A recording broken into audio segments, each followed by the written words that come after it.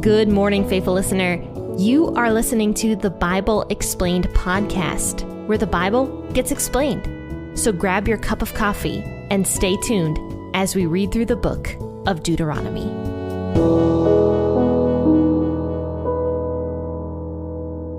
So today is going to be a very, very interesting episode, and I actually want to give a little disclaimer at the beginning here before we begin. We're going to be talking about some graphic stuff today. So if you have kids nearby you or in the car or wherever, I'd recommend not doing this episode in front of them, because this is going to be talking a lot about women and women's sexuality and just sex in general. So we're going to be getting into this today.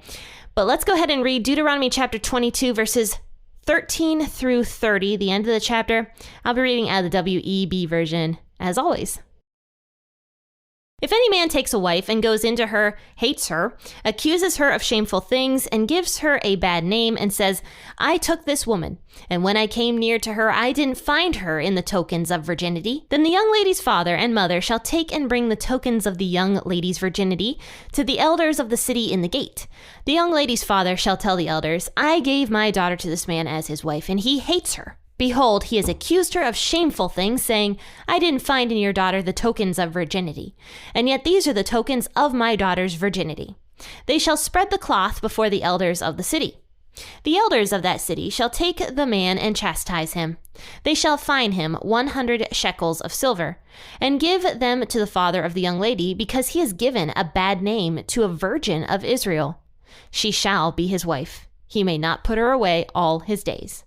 But if this thing is true, that the tokens of virginity were not found in the young lady, then they shall bring out the young lady to the door of her father's house, and the men of that city shall stone her to death with stones, because she has done folly in Israel to play the prostitute in her father's house. So you shall remove the evil from among you. If a man is found lying with a woman married to a husband, then they shall both die, the man who lay with the woman and the woman. So you shall remove the evil from Israel. If there is a young lady who is a virgin pledged to be married to a husband, and a man finds her in the city and lies with her, then you shall bring them both out to the gate of that city, and you shall stone them to death with stones, the lady because she didn't cry, being in the city, and the man because he has humbled his neighbor's wife. So you shall remove the evil from among you. But if the man finds the lady who is pledged to be married in the field, and the man forces her and lies with her, then only the man who lie with her shall die.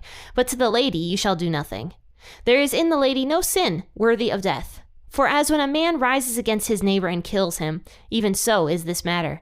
For he found her in the field, the pledged to be married. Lady cried, and there was no one to save her. If a man finds a lady who is a virgin, who is not pledged to be married, grabs her and lies with her, and they are found, then the man who lay with her shall give to the lady's father 50 shekels of silver. She shall be his wife, because he has humbled her. He may not put her away all of his days. A man shall not take his father's wife, and shall not uncover his father's skirt. All right, the first thing I'm going to ask you guys to do while we're discussing this portion of scripture is to take off your Western lens. As I had to take off my Western lens when I was researching this, and I've actually been researching this for a really long time, actually for several hours now, but not only tonight, I have been researching this portion of scripture for actually a few weeks, because I knew it was coming up, and I really wanted to present this to you guys the best way I possibly could. So I'm excited to talk about this. So let's talk about the first portion here, which is verses 13 through 21. So already we can see in verses 13 and 14 that there's some strong language being used. So it says, if a man takes a wife, goes into her, hates her, accuses her of shameful things, gives her a bad name. So, I mean, that's some strong language. This guy really doesn't like this girl he married for whatever reason. And I would guess that it had something to do with he didn't have a good time in the bedroom with her, because it almost makes it seem like it's right after their wedding night. You know, if a man takes a wife, goes into her, that's old-fashioned language to say has sex with her and hates her and accuses her of shameful things. So I don't know why he would hate her. Maybe she just wasn't very good in the bedroom. Maybe she had some sort of disfiguration under her clothes that he didn't know about. Maybe he just didn't find her attractive. Who knows what was going on in this situation, but this guy decides he doesn't like her, so he ends up hating her, and he decides to try to get rid of her some way. And the way he's trying to get rid of her is he accuses her of shameful things and gives her a bad name. So we see that God, with this law, is actually putting a protection on girls like from this situation. He's putting a protection on women. So that's what we have to look at this as. I think a lot of skeptics like to read this particular portion and be like, this is so old-fashioned and so anti-woman and so sexist. But yet God is literally like protecting young girls from the situation. Now, I think one of the other reasons we have such a hard time with this situation is because it doesn't really happen anymore. Like, women do have more of a voice. Virginity is not honored as much anymore as it used to be. In fact, this is one of the few times in history that virginity is not honored, actually. And I'll get more into that later. But basically, this young girl, God is putting a protection on her, but we have a hard time seeing that because it's just very, very different nowadays. But anyway, this guy, in order to get rid of his wife somehow, to try to divorce her, he goes to the elders of the city and he says, I took this woman, and when I came near to her, in other words, when I had sex with her, I didn't find her in the tokens of virginity. So he's like, she wasn't a virgin, and I know she wasn't a virgin, and this is just shameful. So he's giving his brand new wife a bad name just because he didn't like her sexually, because she didn't fulfill him in whatever way he wanted. So it says here that the lady's father and mother, the young lady's father and mother, shall take and bring the tokens of the young lady's virginity to the elders of the city in the gate. So what this means is that the father and the mother would band behind this young woman and be like, first and foremost, she is a virgin. We know she is. She's been prudent all these years. She's been living in our house. And we also have proof of her virginity. And this is when they would present the cloth. And what does this mean? So let's talk about this. A little bit of sex education here on the Bible Explained podcast. So, all right. So women have this thing called a hymen. Typically, the hymen gets broke on the wedding night. Okay, that is historically what has happened. Oftentimes, not always, but oftentimes, when the hymen breaks on the wedding night, the woman bleeds. And that's what the cloth would be. From the broken hymen, it would be the blood, which would prove that this woman was, in fact, a virgin. Now, a lot of people look at this and they're just like, this is so sexist, this is so rude, because women can often break their hymens well before they lose their virginity just because of, sports or whatever. So let's talk about that. First and foremost, there were no gynecologists back in these days, okay? There was no women's health. There was no women's doctors. There was nothing like that. Think about who God is talking to here in the Old Testament. Think about who he gave this law to. He gave this law to ancient people who had no understanding of health and wellness and germs and women's health. They had no understanding of any of this. So God was giving this rule in a way that the people could understand without gynecologists or anything like that. Secondly, there were no sports back in these days. Because that's one of the things that modern people are irritated with this passage. They're like, well, you can break your hymen. A girl could break her hymen before she even has sex, and she could still be a virgin if her hymen got broken. But the fact of the matter is, even nowadays, the hymen getting broken before the marriage night usually has to do with like strenuous activities like gymnastics, horseback riding, sports, soccer, like things that these people back in these days just didn't have. The ancient people didn't play soccer, I don't think. Maybe they did. I don't know. Girls probably didn't. They didn't do horseback riding. I would guess for the most part, women just kind of stayed at home. Like the typical woman back in these days, before she was married, would just live in her father's house. She would learn the ways of a woman. She would learn how to do things that women back in these days did. And typically it didn't involve a lot of sports or strenuous activities. Maybe it did it sometimes, but I would guess the average girl didn't partake in a lot of sports.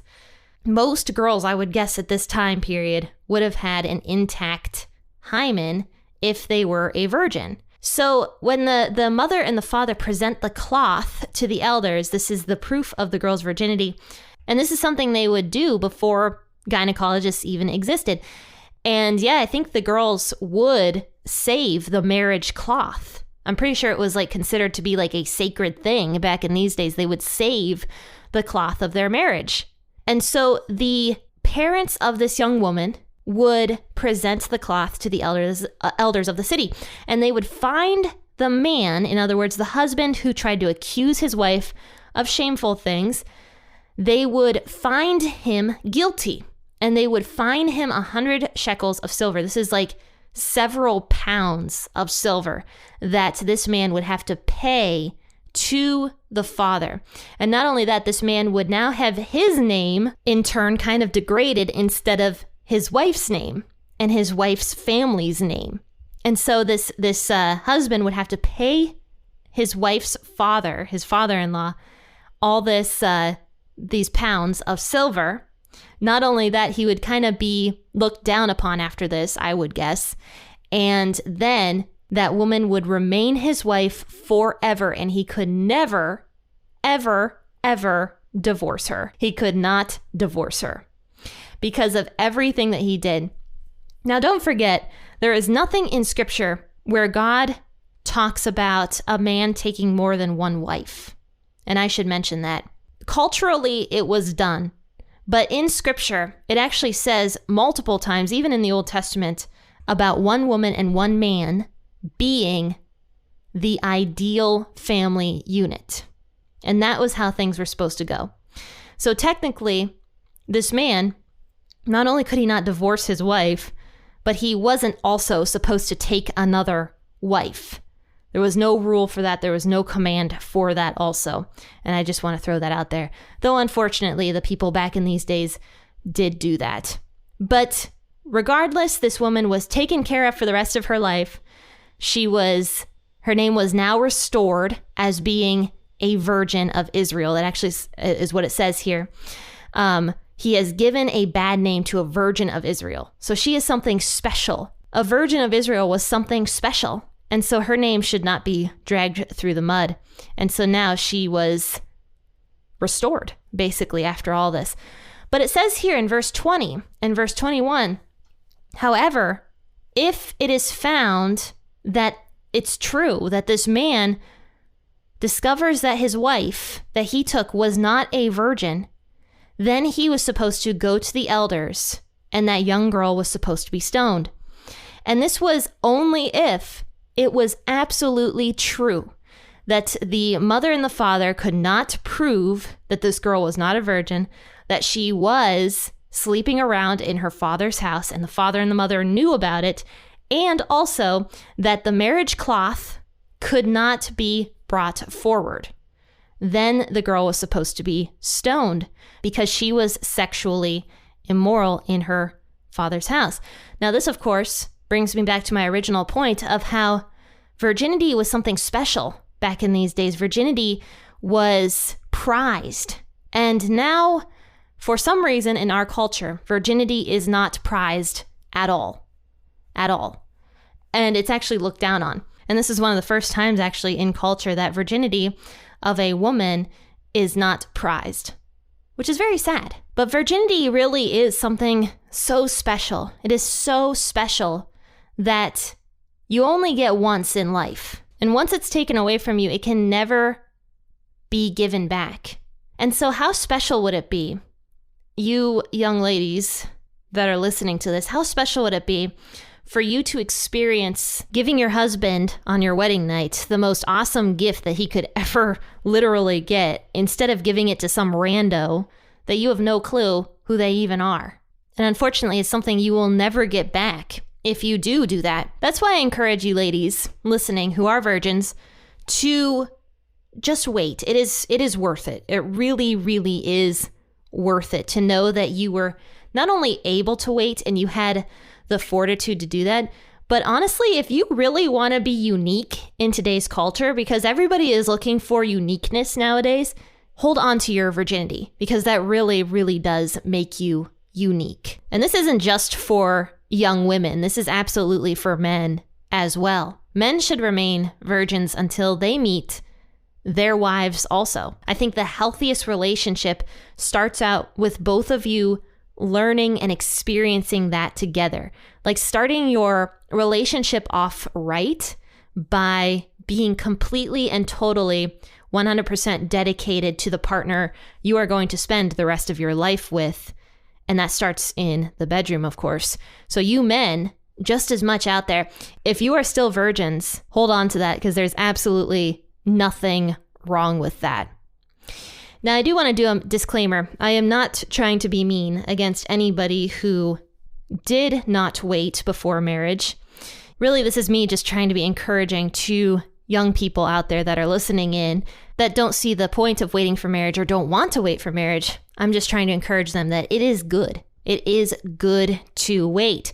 But the encouragement that I'll give any of you guys out there who didn't wait before marriage or have had sex before and are single and, maybe feel guilty about it or are currently living that lifestyle of having multiple partners or anything like that, my encouragement to you is go back and listen to Thursday's episode, or just go and read John chapter 8, where Jesus forgives the woman who was caught in the act of adultery, because there's always a second chance for you. If you are wanting that second chance, there is always forgiveness for you if you are seeking forgiveness. And that is absolutely my encouragement to anybody who is struggling with some sort of sexual addiction right now, or something that you just feel guilty about, or something you just want to change regarding your sex life. But I'd actually like to talk about verses 20 and 21 a little bit more before we continue. I'm sorry. I know this episode's going to be very long today, just to let you know. It's going to be much longer than usual, just to throw that out there. But it says here, it's talking about the virginity of the young girl was not found, and because she had played the prostitute in her father's house, she would be stoned for her sexual immorality. There's something really interesting I have actually noticed about scripture, and something I've come to learn over the years that I find absolutely fascinating. God typically places the man with the leadership responsibilities in a lot of different cases. You can see that with marriage. You can see that with politics in general.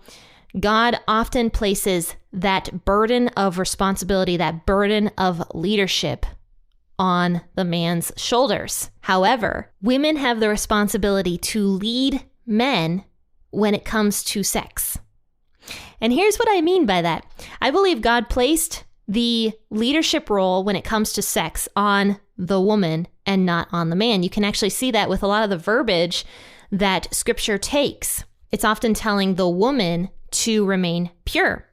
Now, it does say this to the man also, because the man has problems with lust. But when it comes to defining the sexual culture, women overwhelmingly have that responsibility. This is actually very evident in healthy marriage relationships. In a healthy marriage relationship, the woman is actually the one who leads sexually.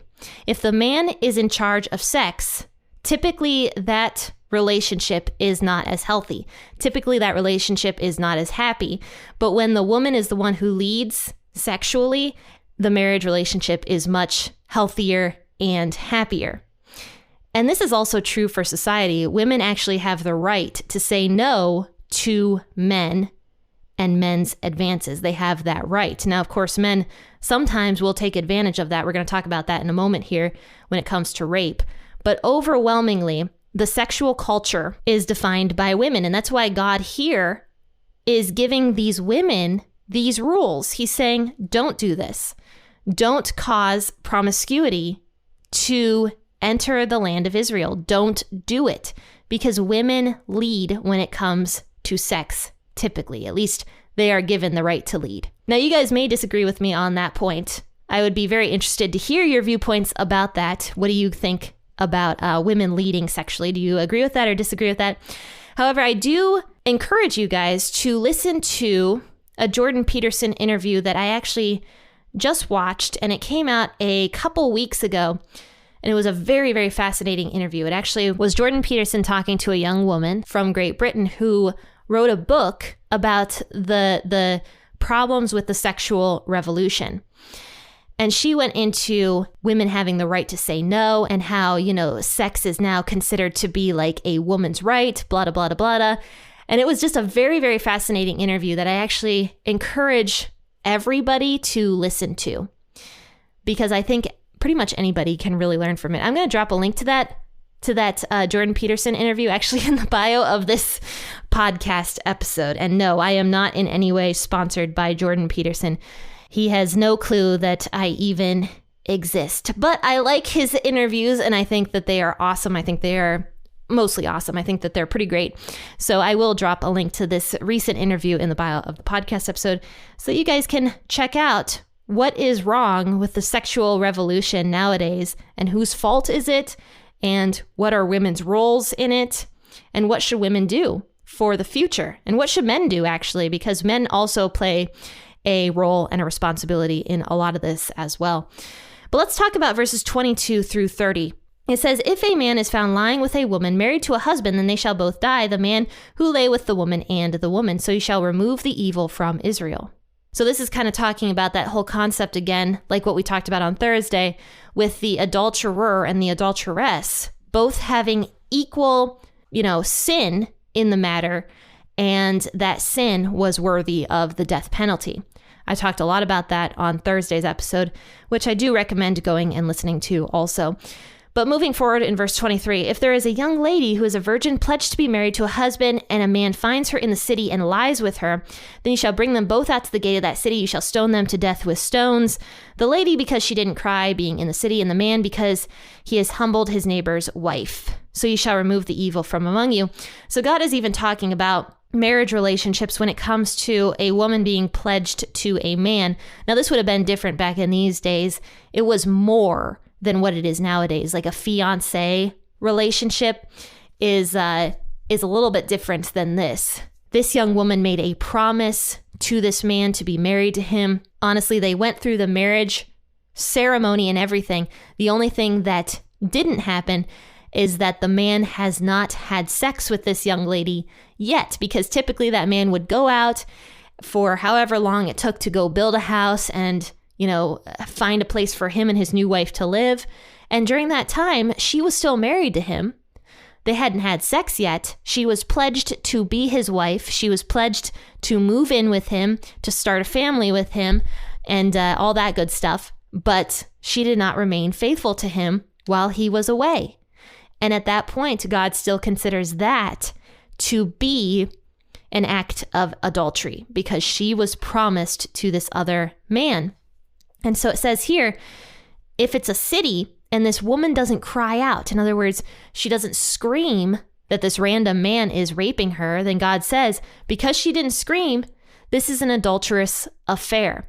And so then at that point, that is considered adultery, and that was worthy of the death penalty. Now here in verse 25, but if the man finds the lady who is pledged to be married in the field, and the man forces her and lies with her, then only the man shall die.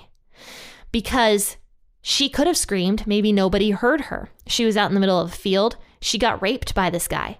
There's no evidence. There's no proof that this girl didn't scream, and only the man was to die. Now, I would guess, of course, if the woman and the man were in the city and a guy takes this girl and rapes her and she does scream, of course, that man would die. That man would be worthy of the death penalty because he violated this girl. And she did scream. And at that point, yes, rape was considered to be wrong. It was considered to be a sin.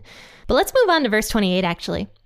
So verse 28 is one that is very much scrutinized by critics. They get very mad about this verse. It says, if a man finds a lady who is a virgin, who is not pledged to be married, grabs her and lies with her, and they are found, then the man who lay with her shall give to the lady's father 50 shekels of silver. So a lot of people say that this verse is talking about a rapist. And if I'm being honest, the first time I read this verse, and I read it in multiple versions actually, I was also very perplexed. I was like, man, this doesn't seem fair that this girl had to marry a rapist. This doesn't seem fair. And so I dug a little bit deeper on this verse, and I actually discovered something. The Hebrew word here, the word grabs in English, is the word tapis in Hebrew. And the word tapis in Hebrew, which means to grab or to take, could be talking about a plethora of things. It could be talking about taking a wife. It could talk about taking a bath. It could be talking about taking something that isn't yours. In other words, rape. So the fact is, this Hebrew word, tapis, this very well could just be talking about a man and a woman who decided to have sex with each other. And so it says here that this man takes this girl or grabs her. And if depending on the version that you're reading, it actually might translate it as rape, which is why I kind of like the WEB version, because it was the literal word grabs. And also if you look in the NLT version, it says, it doesn't talk about rape at all. It just says if two people are discovered having sex and one of them is a virgin, basically. Because here's what it says in verse 28. It says, if they are, and they are found, rather. So why would they have to be found out? You know, that seems kind of suspicious to me if this is a rapist situation. If they are found, like, why wouldn't this girl scream? Why wouldn't she fight back? Why wouldn't she claim she was raped? Like, why would they have to be found out? That puts some of the blame on the girl as well. And why would God put the blame on the girl in the situation? Because we can see right before this that the girl in the field who got raped, the man was supposed to die. The man was supposed to pay for that sin. The girl, it actually says here, there was no one to save her. And this is similar to like a murder situation. The girl has no fault in this at all. So why all of a sudden in verse 28, if this is a rapist, why would the blame be put on the girl? That just doesn't make any sense to me. But the word for the rapist in verse 25 is a totally different Hebrew word that I cannot pronounce. So why are the Hebrew words different if this is talking about a rapist situation in verse 28? So to me, this seems a lot more logical that this is not a rapist situation, and that together, this man and this virgin were found out that they were having sex. At that point, that girl would be married to that man, and it says the man had to pay the lady's father 50 shekels of silver, and she shall be his wife, because he has humbled her, and he may not put her away all his days. But let's just say that this was a rapist situation. Let's just say that. This is a punishment, honestly, for this man, because now he has a woman that he has to take care of, that he has to feed, that he has to pay his father-in-law now. He is forced to marry her. And not only is he forced to marry her, he can never divorce her. So honestly, this is not a winning situation for this rapist. But regardless, I personally do not think that that is what this is talking about here, just based upon the Hebrew word tapis, which could mean a multitude of things. Now in verse 30, to conclude, it says, a man shall not take his father's wife and shall not uncover his father's skirt. Yeah, this is just disgusting. Basically, it's talking about how a man should never, ever, ever marry one of his father's wives, even if it's not his own mother. If his dad had sex with somebody, the son should not be having sex with that woman, basically. And honestly, that is just icky. And I'm not really going to go into that one a little bit more. But what I am going to say to conclude is that virginity is something that I think we should get back to normalizing. I don't know why all of a sudden it's like oppressive that a girl should remain a virgin. I don't know why it's considered oppressive to women that virginity is looked at as something precious, because that's what modern society has twisted it as. You know, virgins are oppressed. They should be allowed to go out and experience their sexual freedom and sow their wild oats or whatever. But honestly, look at the women who are saying this. They are depressed. They are realizing that the whole sexual revolution thing is just not working. It's not working. It didn't work in the old days, and it's not working now. And I don't know why women and men both continually go back to it, because it's not working. In the end, it is not fulfilling. It's not fulfilling at all. And that's why now, and if you listen to that interview I told you about with Jordan Peterson, you're going to see that the tide is turning. And younger girls are turning away from the sexual revolution en masse, which is awesome. I'm so excited about that. But they're turning away from it because they're realizing that it's damaging to oneself. It's damaging to society. It's just not good. And it creates a whole bunch of problems that I really don't want to go into today. Because if I'm being honest, I've been recording this podcast episode for like an hour and a half. So I am done talking for tonight. But friends and faithful listeners, I really hope that you enjoyed today's episode. And I hope that you share it on your social media platforms, or just tell people that the Bible Explained podcast exists. Now, of course, grab your bumper stickers. They are in the P40 Ministries shop. If you would like to support the Bible Explained podcast, grab yourself a bumper sticker. I'll see you guys tomorrow morning. Happy listening, and God bless.